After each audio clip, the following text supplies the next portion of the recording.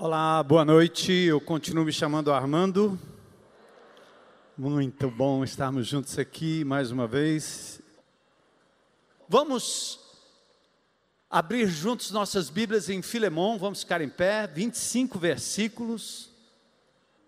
Filemão é carta do apóstolo Paulo, que está preso em Roma por pregar o Evangelho.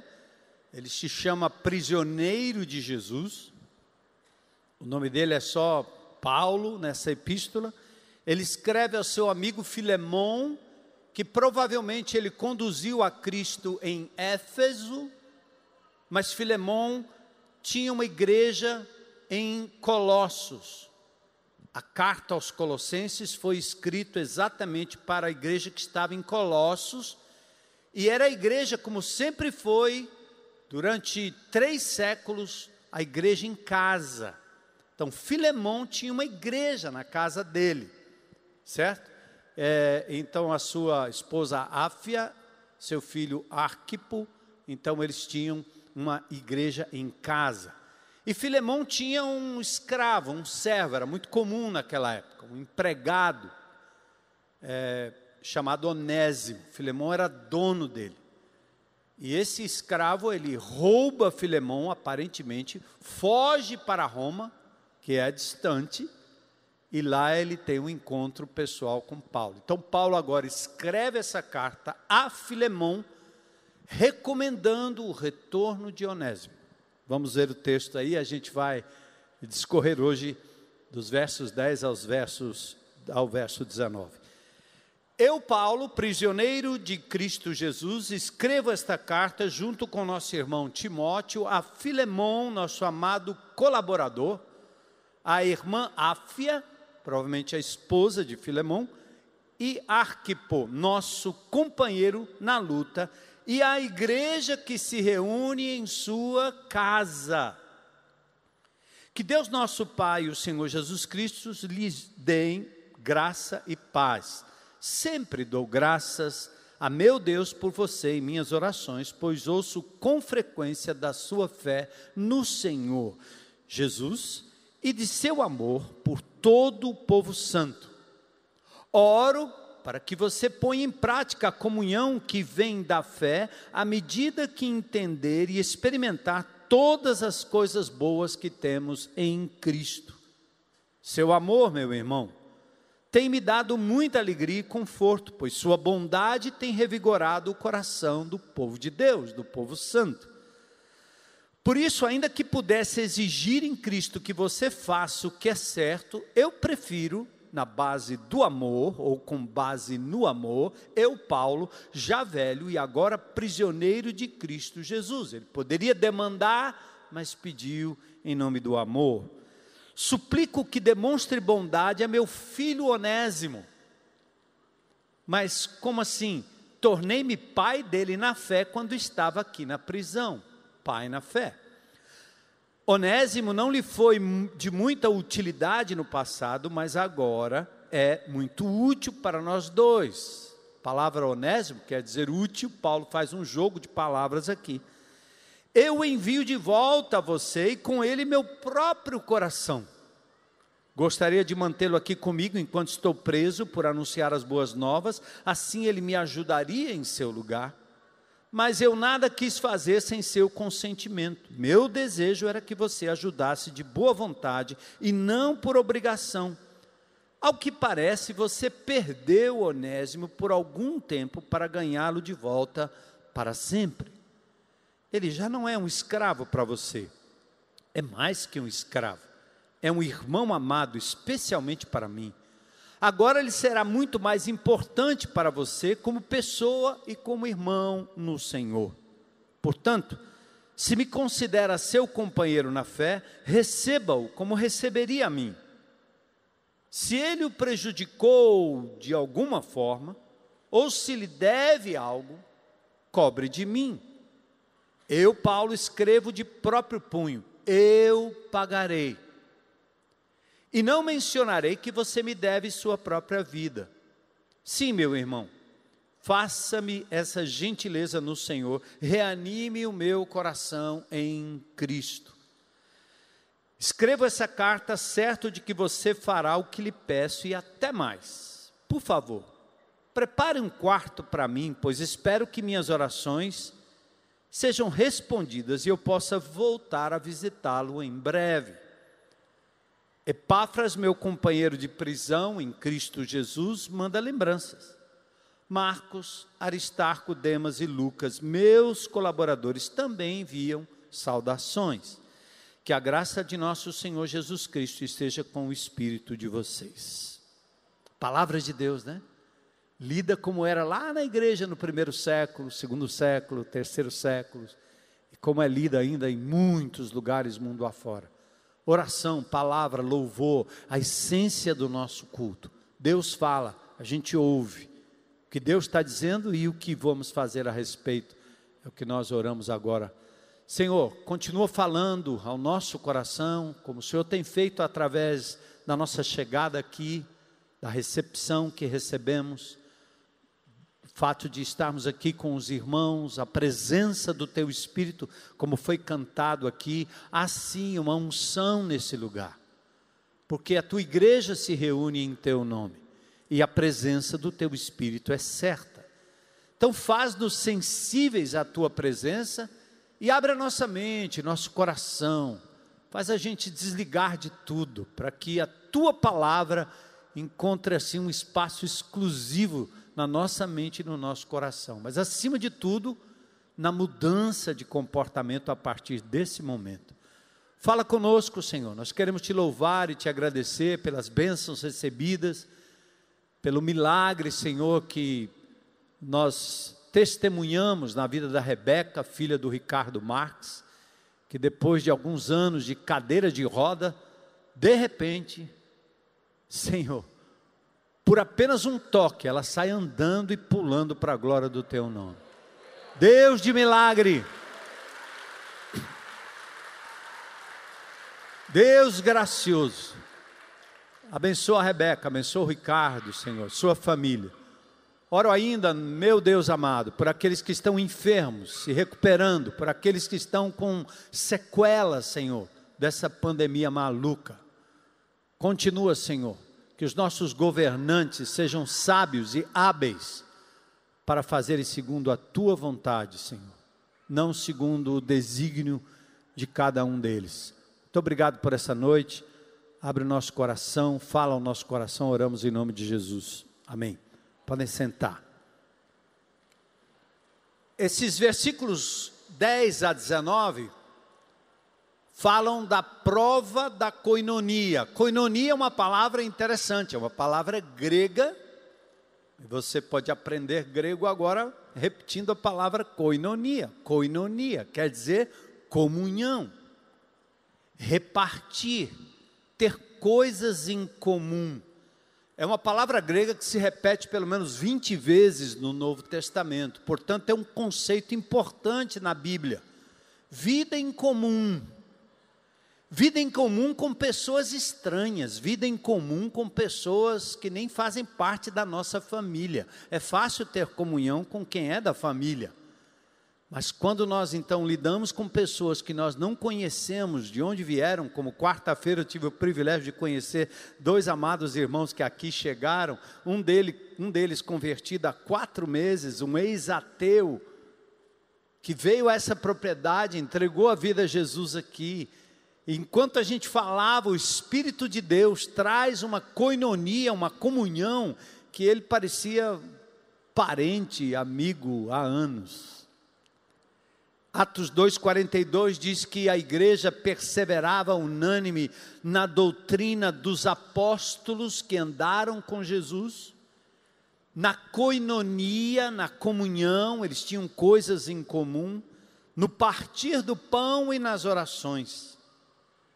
Mas é preciso compreender que esse parte e reparte, essa coisa de assumir, como Paulo assume, a dívida de Onésimo, que dá o seu coração, empenha a sua palavra, tendo conhecido por tão pouco tempo, isso só funciona, porque a koinonia mais importante e a base de tudo é quando nós temos comunhão com Jesus.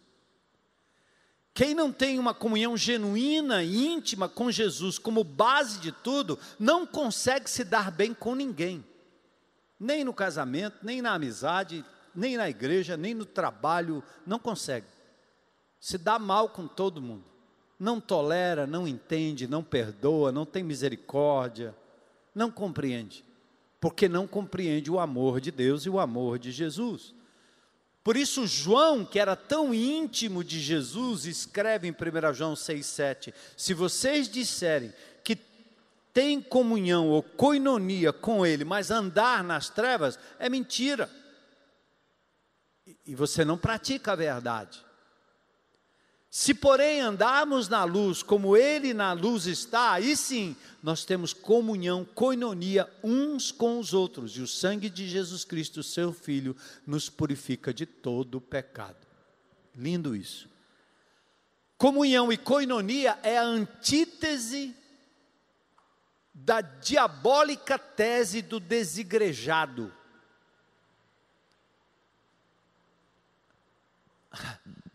A Igreja Católica Romana e alguns teólogos, meu professor dizia isso há muito tempo atrás, não tem salvação fora da igreja. E parece uma coisa assim difícil, é porque não tem salvação, senão no corpo de Cristo, na pessoa de Cristo, na igreja de Cristo, porque no momento que o Espírito Santo de Deus me converte, Ele me batiza no corpo vivo de Jesus. 1 Coríntios capítulo 12. Então essa ideia de que salvação é um negócio eu e Jesus, isso aqui é coisa de ocidental. O oriental não entende assim. Tudo é feito em comum, tudo é tribal, tudo é grupo, tudo somos nós e não eu. Essa coisa individualista.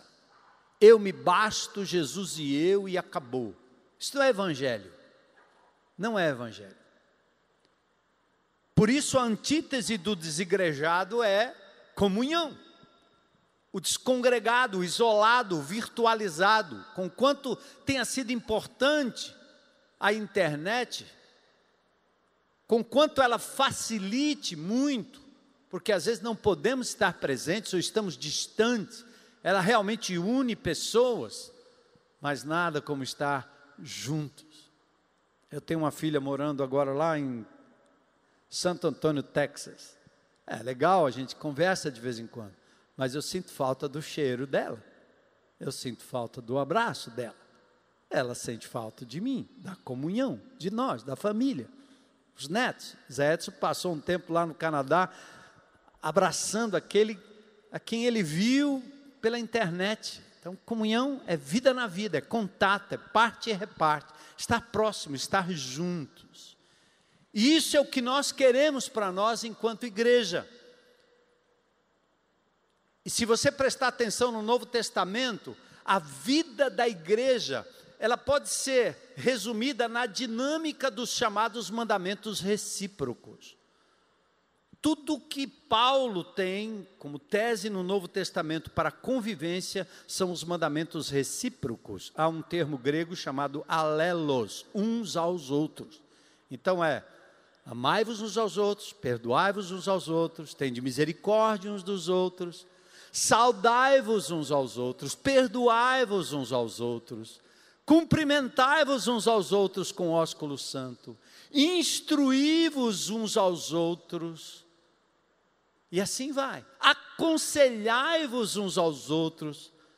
Interessante que a igreja evangélica, como ela vem de um ranço romano, ela fez com que muitos crentes tradicionais, e alguns até que chegam aqui na IBC, ficam atarantados, porque tudo que acontece na igreja é um homem pastor ungido fazendo para o camarada que senta aí. Eles perguntam, e a ceia do Senhor? A ceia do Senhor, ela é celebrada de casa em casa. É celebrada nos GRs, nos grupos, não por um sacerdote, mas pelo povo de Deus como um todo. Aí o ensino,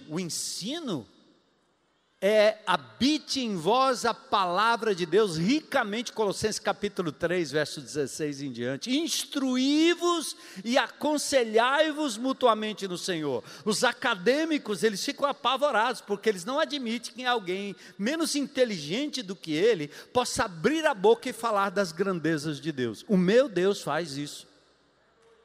Porque o Espírito de Deus habita em todos nós. E quando nós pausamos no grupo para ouvir uma meditação de alguém, abra os ouvidos, porque Deus está falando. Não fala só através do pastor.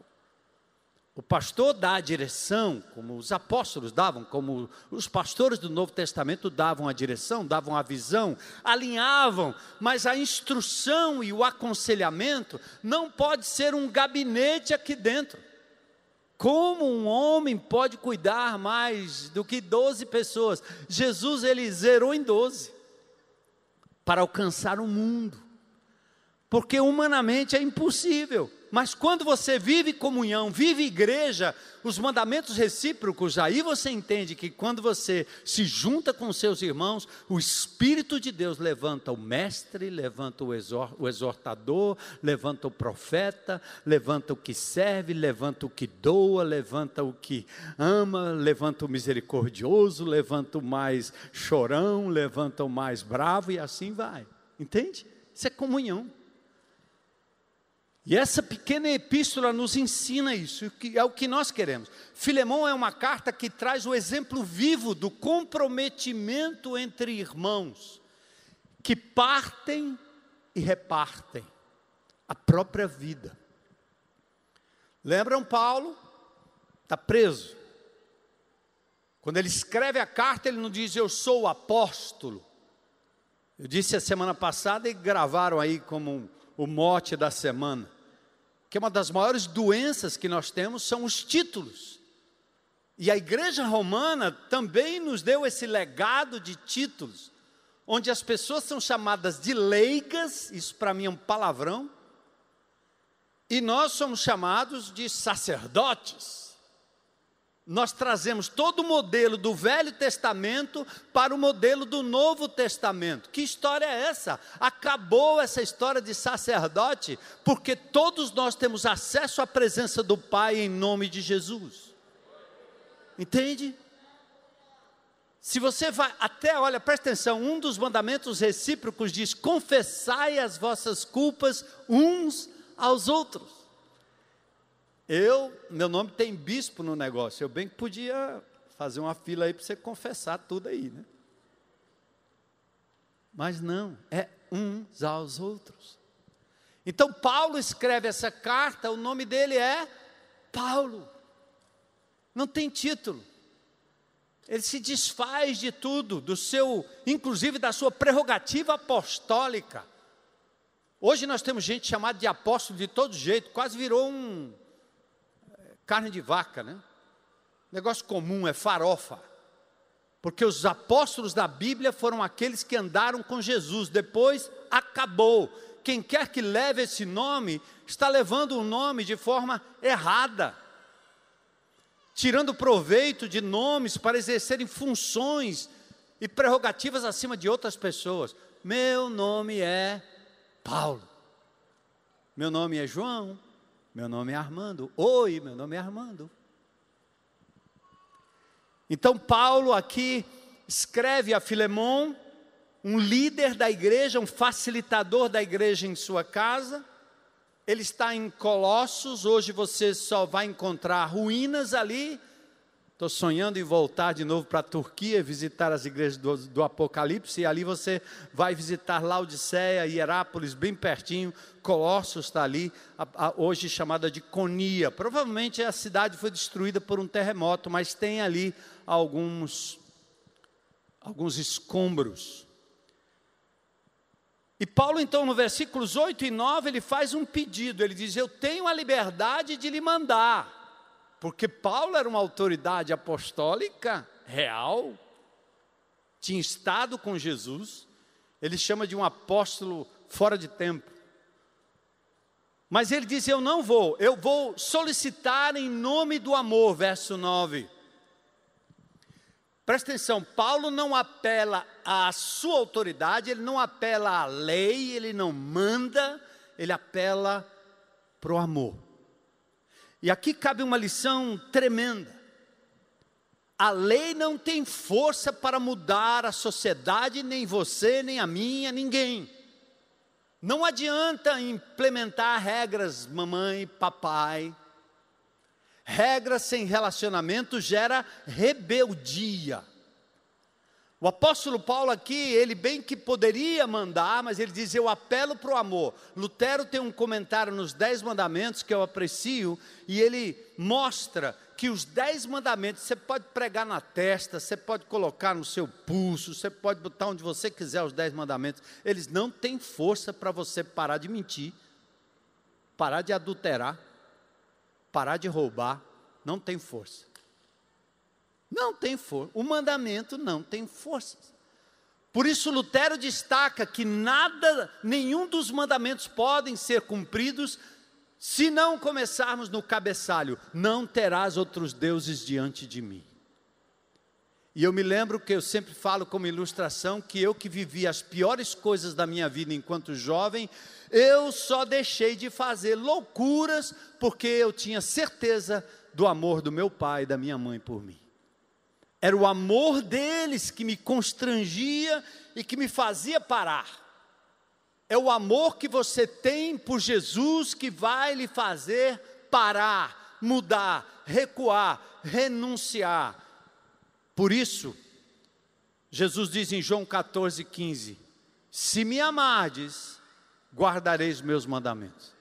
Você só vai ser um crente, um discípulo de Jesus verdadeiro, capaz de cumprir o que Jesus manda, se você o amar de todo o coração, alma e entendimento. É o amor que nos constrange. Lembra, mamãe? Você fala, teu filho faz exatamente o contrário. Você manda e parece que ele faz exatamente o contrário. Tem mamães que eu tenho que dizer para ela, para de mandar. Aliás, tem mulher que faz isso com o marido também. Manda. Ele sabe, não funciona. Ame. Ame o seu filho. Mesmo pecador, mesmo errado, mesmo perdido, ame. Por que você vem para a igreja e diz que nós temos que aceitar os drogados, os bandidos, e quando Deus manda um dentro de casa, você diz, não pode? Porque na minha casa não pode, você é tão santa, tão santo, que Deus não pode fazer um negócio desse com você. Isso é uma alegação falsa de autojustiça. Por isso que na parábola do filho pródigo, o pai está lá, o filho diz, eu quero herança, eu quero que você morra, me dê o que você tem, e acabou. O que o pai faz? Nada, ele simplesmente dá e vai embora, meu filho. Ele não corre atrás, ele não fica preocupado, ele está lá, ele está saudoso, ele sabe da luta, mas enquanto aquele menino não entendeu que Deus era maior de tudo aquilo que ele, do que tudo aquilo que ele possuía ou podia fazer, ele não voltou. Ele voltou quando ele decidiu amar a Deus sobre todas as coisas e o seu próprio pai. Aquele que tem os meus mandamentos e os guarda, esse é o que me ama. Mas percebe, não é o mandamento, é primeiro o amor que te faz obedecer. Eu obedeço porque eu amo Jesus. Eu fico tão constrangido do amor dele por mim, que eu digo, não posso. Eu bem que queria. Minha cabeça revolucionária, que fazia tanta loucura na minha juventude, hoje quando eu vejo injustiças como essa, eu sei exatamente como é que eu deveria agir. E não ia demorar muito, o negócio ia ser solucionado bem rápido.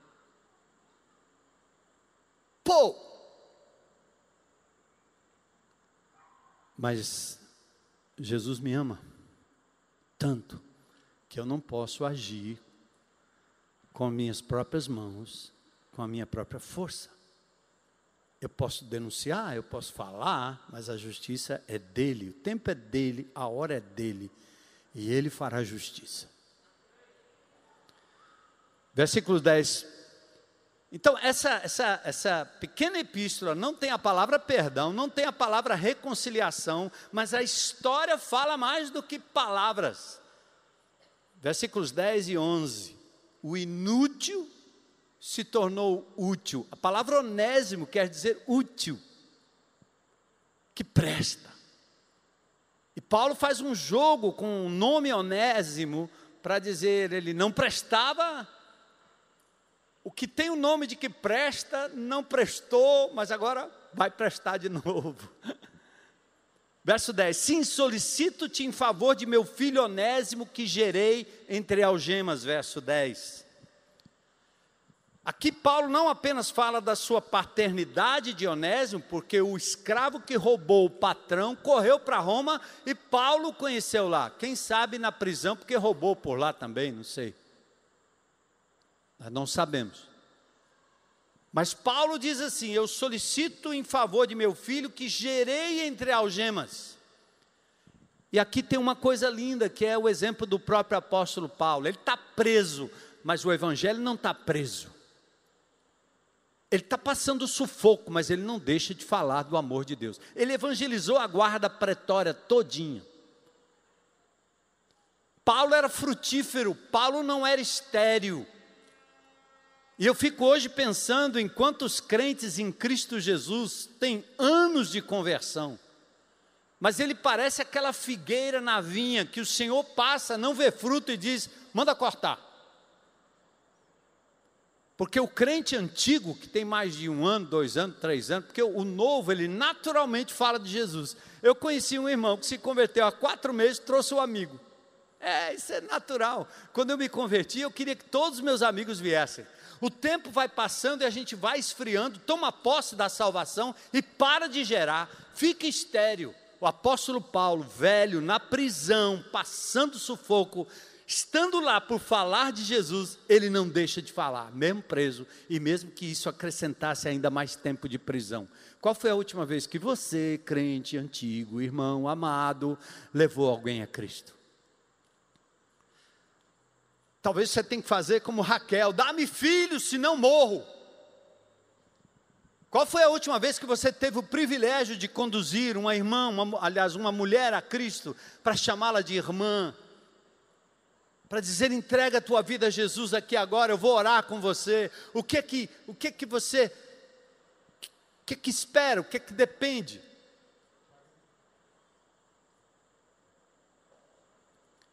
O silêncio e a omissão é um sinal de esterilidade. A igreja, eu falei a semana passada, é o ventre fértil. Jesus está prestes a voltar, amém?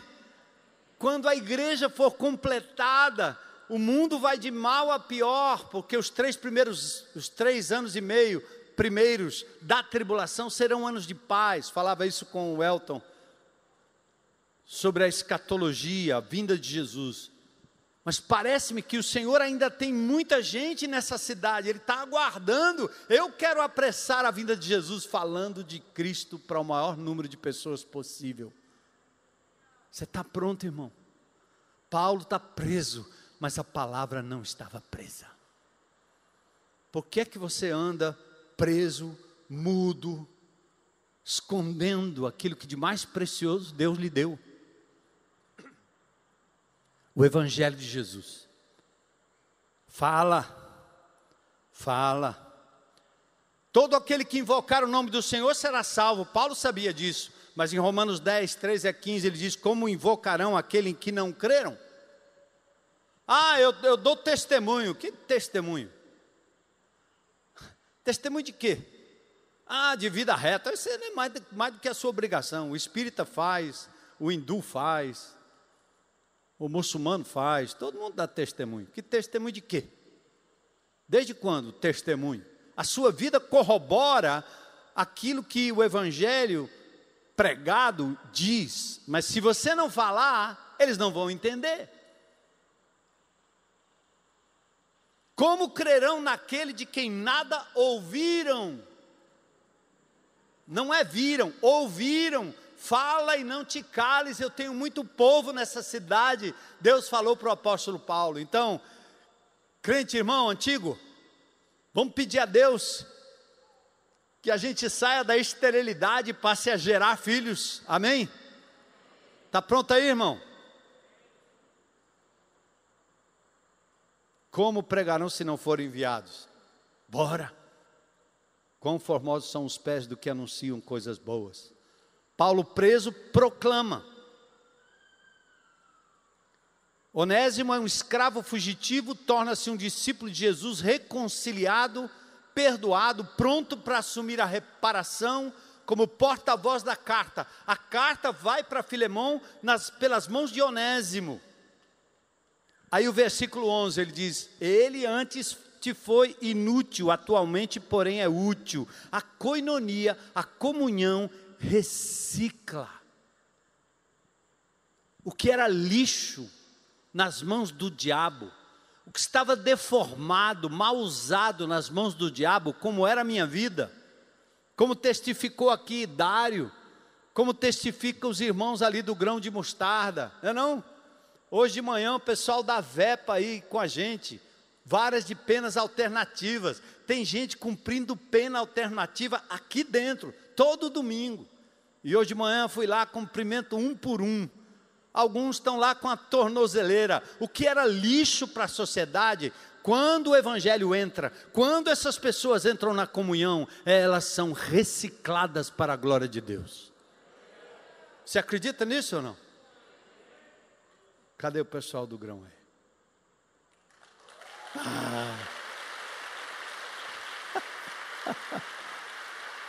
Ei, os onésimos.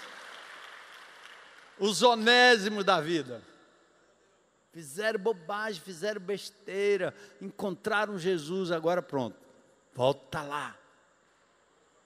Onésimo outrora inútil, agora tornar-se-ia útil como servo. Colossenses 3, 22 a 25, Paulo fala acerca da servitude. Servos, obedecei em tudo o vosso Senhor, não segundo a carne, não servindo apenas sob vigilância, visando tão somente agradar homens, mas em singeleza de coração, temendo ao Senhor. Paulo não está preocupado em abolir a escravidão aqui, ou a escravatura. Ele está dizendo, agora você volta lá, você continua escravo, tá certo? Mas agora você vai obedecer e vai fazer por amor ao Senhor. Faça de todo o coração, não para o Senhor. Você é funcionário, você é empregado, você é subordinado a alguém dentro da sua casa, cansou de lavar louça, cansou de fazer alguma coisa, cansou de trabalhar, cansou, porque você está fazendo para o seu patrão, para o seu marido, faça como ao Senhor. Você quer acabar a frustração? Espere dele a recompensa, não do seu marido, nem do seu patrão, nem do seu pastor.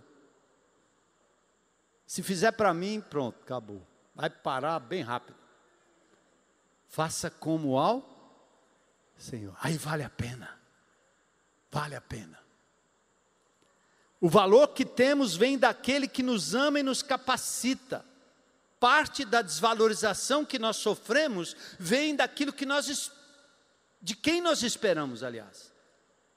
Esperamos a recompensa de homens. Mas Colossenses 3:24 diz, recebereis do Senhor. Versículos 12 e 13 de Filemão. Agora é o caminho da reparação. Volta, Onésimo, tudo pronto, carta na mão, bora! Lembra que eu falei a semana passada? O endereço da reparação é o mesmo do erro. O endereço da restituição, o endereço da reparação é o mesmo do erro. Volta lá. Eu te envio de volta em pessoa. Quero dizer, Paulo, dizendo, envio o meu próprio coração, verso 12. Como diz a música do Kleber Lucas, eu não vou sair daqui se você não for comigo. E nunca haverá bênção para os que se afastam da comunhão e do caminho da restauração. Não adianta maquiar as coisas com espiritualidade, com serviço ao Senhor, quando você tem coisa errada no seu coração para resolver. Essa semana, uma amada irmã da igreja aqui, tivemos uma luta aí alguns anos atrás, e vai para lá e vai para cá, e não havia reconhecimento, e vai para lá e vai para cá. Essa semana, ela quer falar com você. Eu disse, ótimo. Sentamos à mesa, com outra pessoa do lado, a pessoa abriu a boca, tudo que ela fez foi reparação. Eu errei. eu pequei, eu não vi, eu não enxerguei, agora enxergo, agora eu vejo, agora eu sei que errei, me perdoa. O que eu fiz? Eu dei um abraço, né? Está perdoado em nome de Jesus. Zera tudo. Zera.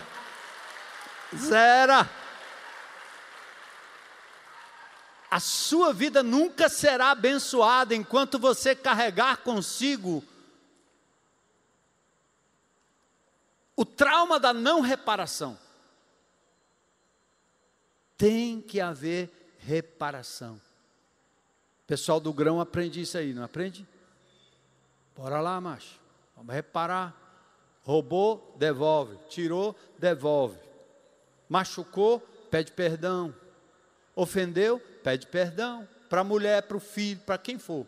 Pede perdão, volta lá. Eu aprendi isso na minha vida logo no início da minha caminhada cristã. E outra coisa importante. Antes da oferta. Porque tem gente que... eu já pedi perdão, eu já fiz não sei o quê, agora estou aqui, estou servindo, a obra me chama, Deus está comigo. Jesus trata do acerto de contas antes da oferta, antes da entrega, antes do sacrifício, antes do culto. Mateus 5, 23 e 24. Se, pois, ao trazeres a tua oferta, ali te lembrares que teu irmão tem alguma coisa contra você, deixa a tua oferta perante o altar, vai primeiro reconciliar-te com teu irmão, e então voltando faz a tua oferta. Deus não aceita quando você carrega no seu coração rancor, mágoa, impenitência, irreverência, coração duro, que não se arrepende. Não adianta. Às vezes as pessoas acham que nós somos impiedosos porque estamos exigindo que a pessoa se retrate. Não é isso. Quando eu fazia isso com minhas filhas, era isso. Eu sabia que estava errado. E aí eles diziam assim, perdoa aí, pai. Eu disse, não, você primeiro tem que pedir perdão a Deus, porque a ofensa não foi diretamente comigo, contra mim. É primeiro contra Deus. O que eu não quero é te ver andando sem a bênção de Deus que vem através do seu pai. Mas a ofensa não é contra o pai, é contra Deus. Entende? Vocês entendem isso? O que nós precisamos é liberar a pessoa do fardo do pecado. Enquanto eu calei os meus pecados, disse Davi, meus ossos envelheceram, a mão de Deus pesava sobre mim. Quem quer isso? Então, não quero para mim, eu não quero para você. Aprendi que tem que ser rápido, adianta logo aí, que é para resolver o problema.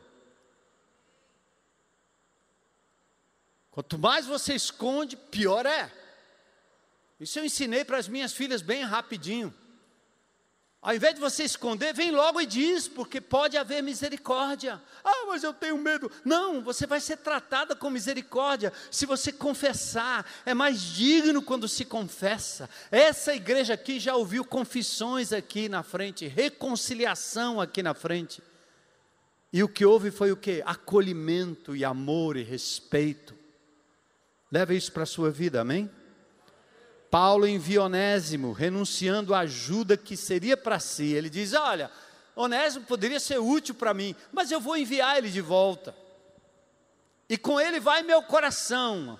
A palavra hebraica para coração é leb, mas a palavra usada aqui não é esse coração, mas as entranhas de Paulo.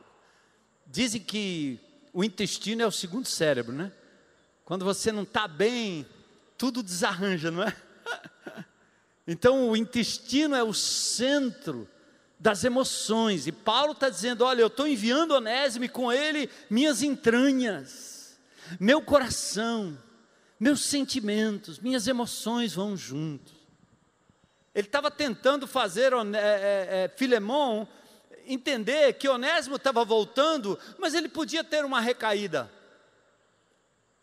Então Paulo diz, leva com ele, vai com ele meu coração.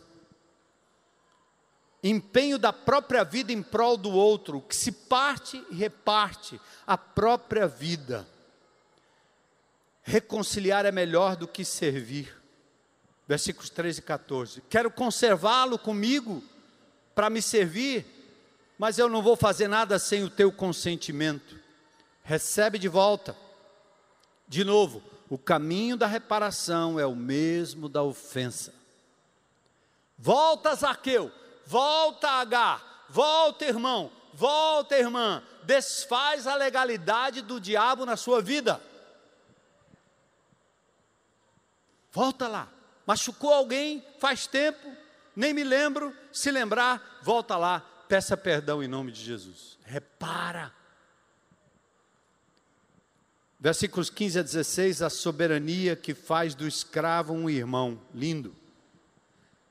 Aqui uma coisa que Paulo diz: eu acredito que ele veio a ser afastado de ti temporariamente, a fim de que o recebas para sempre. Sabe o que Paulo está dizendo aqui? Ele está dizendo: ó, Filemão, eu acredito que esse negócio que aconteceu aí, esse roubo, essa confusão aí, essa ofensa terrível, que Deus vai usar isso como matéria-prima para devolver Onésimo melhor do que quando ele estava aí. Sabe por quê? Deus não desperdiça nenhuma dor. Deus não provoca os erros que cometemos. Deus permite. Mas o que quer que esteja passando na sua vida de errado, perceba que é uma oportunidade que Deus está lhe dando para conhecê-lo mais e melhor e mais perto. Às vezes Deus usa e permite a desgraça e o tropeço que Ele poderia livrar e não livra, porque enquanto você não chora, você não enxerga Deus. Enquanto não dói, você não percebe Deus. Enquanto você não perde, você não percebe o quanto Deus vale. Eu gosto de pensar que a lágrima é a lente para enxergar Deus mais perto. Está doendo? Está chorando? Você perdeu? Paulo está dizendo, é uma grande oportunidade para ele ser aquilo que ele nunca foi, muito melhor, porque todas as coisas cooperam para o bem daqueles que amam a Deus, daqueles que são chamados segundo o seu propósito. Todas as coisas na sua vida, entende, irmãos? Por isso que o Paulo, preso por Roma, ele diz, eu sou prisioneiro de... Ele diz, eu sou prisioneiro de César. O que ele diz? Eu sou prisioneiro de... Porque mesmo o sofrimento, mesmo a privação, ele compreendia a soberania de Deus tomando conta da vida dele. Está pronto, irmão? A perseguição pode piorar.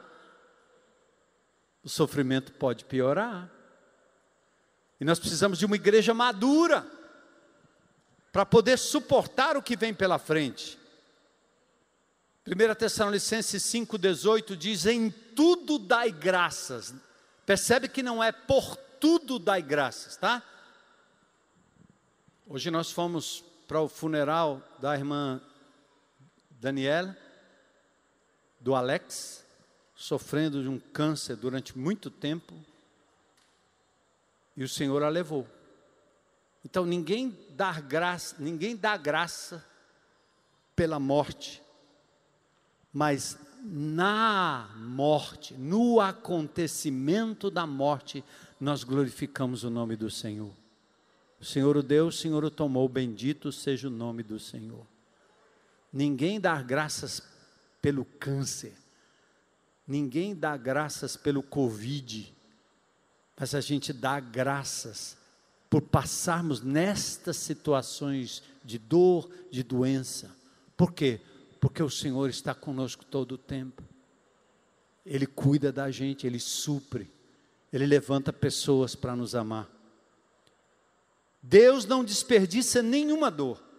Então não prolongue o sofrimento, use como trampolim para saltar nos braços de Jesus. Foi isso que Paulo fez com Onésimo.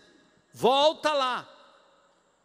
Aí o Eterno transforma o escravo fugitivo em irmão. Não escrevo antes, muito acima de, aliás, não como escravo você vai recebê-lo, mas muito acima de escravo, como caríssimo irmão.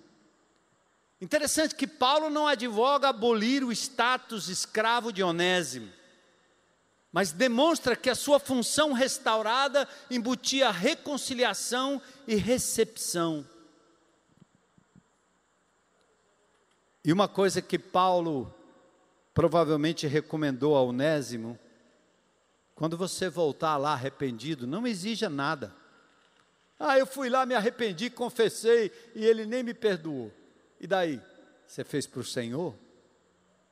Eu fui lá, reparei, ele nem disse obrigado. Ora, você estava esperando recompensa ou você fez por amor ao seu Senhor? Então, não espere recompensa. Não espere. Haja como o filho pródigo. Lembra em Lucas 15, 19? Ele volta e diz: eu já não sou digno de ser chamado teu filho. Considera-me como um dos trabalhadores. É tudo que eu quero. Pelo que eu fiz, eu só mereço o último dos lugares. E deixa que Deus vai te exaltar no tempo certo. Verso 17. Paulo disse: portanto me consideras companheiro, recebe-o como se fosse a mim mesmo. Aí é koinonia, é comunhão, é o empenho da vida de Paulo, é o risco, a solidariedade, o que se parte e reparte a própria vida. A própria vida. Recebe como se fosse a mim mesmo. Versos 18 e 19, para a gente terminar.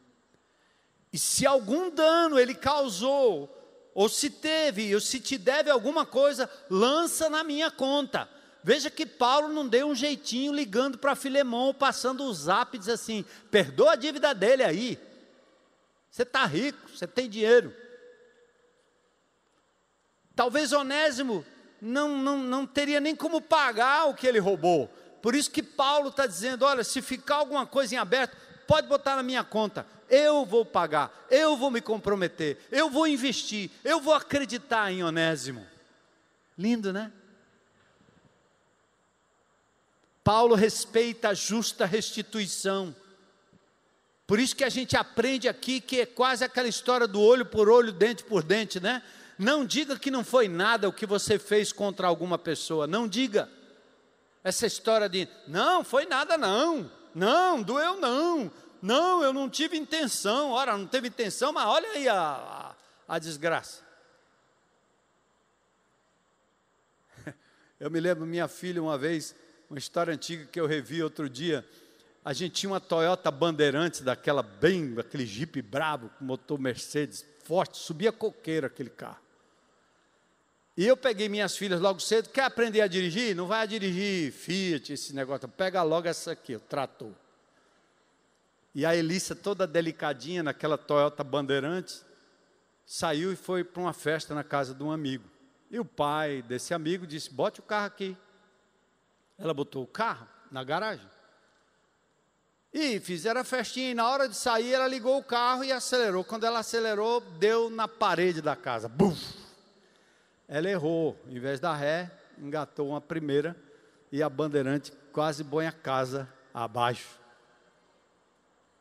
Você acha que minha filha teve intenção de quebrar aquela parede? Não.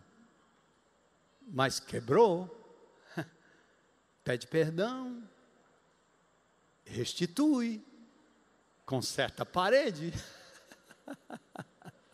A sociedade da filha com o pai, parede restituída.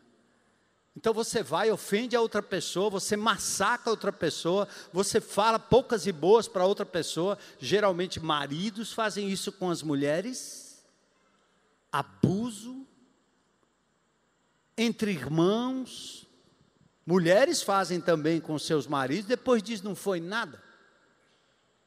Né?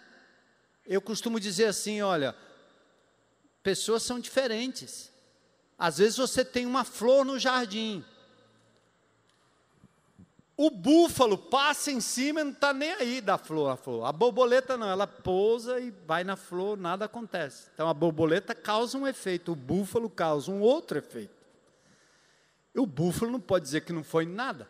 Uma pedra no pescoço de uma borboleta trava ela, não sai do canto. Uma pedra no pescoço do búfalo não tem importância nenhuma, para de ser búfalo. E reconhece que aquilo que você acha que não é nada, para o outro é muita coisa. Então considera, pede perdão, volta lá, sofre o dano, reconcilia-se. Paulo diz: eu de próprio punho escrevo, eu pagarei, para não me alegar que também tu me deves a ti mesmo. Pode entrar aí, pessoal. O dano causado teria que ser restituído, mas a provisão estava feita. Pois se Onésimo não pudesse pagar, Paulo se empenha em dar de si, repartir e suprir as necessidades e a reparação, como fez o samaritano. Sabe, isso aqui é a imagem de Jesus. Ele já proveu perdão no seu sangue, mas ele diz: vai, confessa. Vai, repara. Eu já paguei o preço. Eu já providenciei. Mas vai, faz a tua parte. Repara. Anda em santidade. Deixa de falar mal do irmão.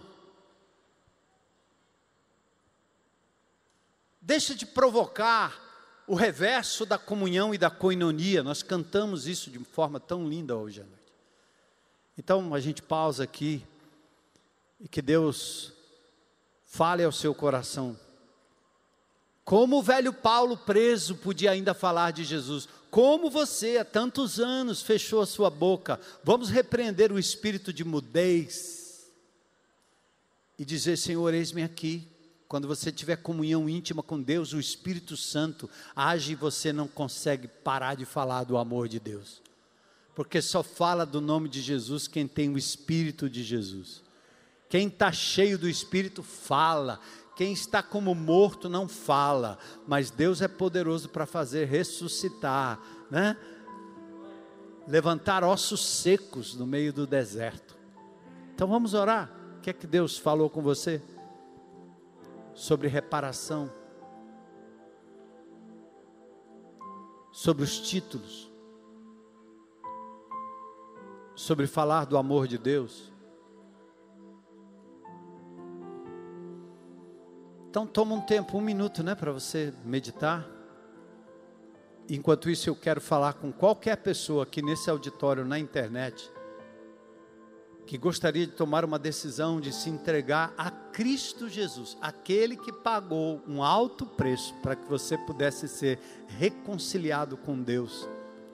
Jesus pagou o preço, custou a sua própria vida, para te perdoar, e te dar vida nova, capacidade de reconciliar, de parar de errar, de frear o pecado, a tara, a loucura, coisas que estão na mente do homem e da mulher. Então eu quero perguntar se tem alguém que gostaria de hoje à noite dizer: eu quero entregar minha vida a Jesus, recebê-lo como meu Senhor e meu Salvador. Tem alguém aí? Coragem para fazer diante de todos? Levanta a mão aí. Tem alguém? Alguém? Talvez são todos crentes já. É assim. Quem sabe Deus está falando com você lá na internet, né? Se você estiver aí, a hora é essa. Mas o Senhor pode estar falando com você, meu irmão. Hoje é dia. Levanta, tu que dormes. Levanta-te dentre os mortos. Levanta-te da esterilidade. Coloca-se como Isaías: eis-me aqui, envia-me a mim, Senhor. Estou pronto. Passei tanto tempo infrutífero. Faça como Filemão, abra sua casa. Para de exigir que você tenha um GR para cuidar de você, meu Senhor. Tanto tempo, virou ovelha gorda, obesa demais. Está precisando malhar, falar. Balido, está precisando se dar, se doar espiritualmente, porque é na medida que você dá que o Senhor dá mais e enche mais, entende? Está pronto, irmão? Vamos lá? Tinha um hino antigo que dizia, né? Vamos, irmãos, levar essa luz ao mundo inteiro, né? Vamos, irmãos, provar que esse dom é verdadeiro. Falar do amor de Deus, como Paulo,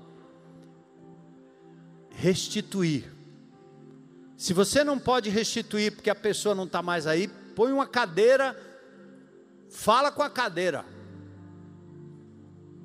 Restitua. Já foi. Não deixe o inimigo de Deus ter legalidade sobre a sua vida. Restitui. Peça perdão. Volta lá. Esse é o momento, esse é o tempo. Senhor, obrigado pela palavra. A grande verdade é que o Senhor quer que cada um dos discípulos de Jesus aqui nesse lugar seja pescador de gente. Que a nossa casa, a nossa vida esteja aberta como a vida do apóstolo Paulo. Usa-nos, Senhor, leva-nos, Senhor, para uma semana de proclamação do Teu amor. Uma semana de reconciliação. Uma semana de reparação. Uma semana em que nós vamos investir na vida de Onésimos. Uma semana em que o inútil se torna útil. Usa-nos, Senhor, para a honra e glória do Teu nome, que nós te pedimos agradecidos em nome de Jesus. Amém.